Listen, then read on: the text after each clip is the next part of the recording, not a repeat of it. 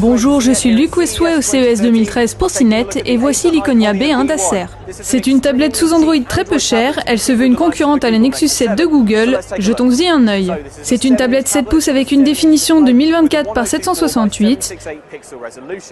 L'écran n'est pas le plus lumineux que j'ai pu voir, mais gardez en tête que c'est une tablette vraiment économique et elle est plutôt jolie.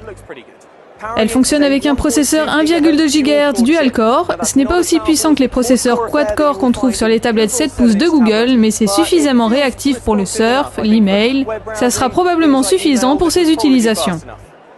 Il y a 8 Go de mémoire interne. Si vous ne trouvez pas ça suffisant, il y a aussi la possibilité d'ajouter une carte micro SD. Elle pèse 380 grammes, on la sent vraiment portable avec une vue de côté, vous pouvez voir qu'elle est assez fine.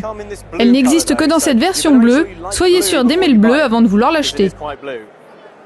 En ce qui concerne le software, c'est la version 4.1 Jelly Bean d'Android qui est utilisée. Ce n'est pas la version la plus récente utilisée dans le Nexus 7 par exemple, mais Acer n'a pas beaucoup touché à la version contenue ici. Quelques simples modifications au menu de notification ont été apportées selon Acer.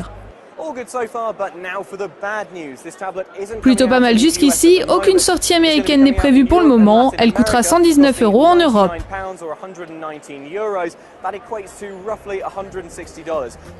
Nous espérons qu'Acer changera d'avis et sortira cette tablette aux États-Unis. Voilà pour nos premières impressions, elle ne fait pas aussi pro que la Nexus 7, mais elle est aussi moins chère, c'est donc un compromis légitime.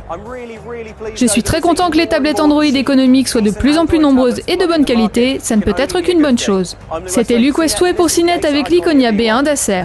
En vidéo également sur Dailymotion YouTube et en podcast iTunes. Retrouvez-nous sur Facebook /CNET France et sur Twitter @CNET France.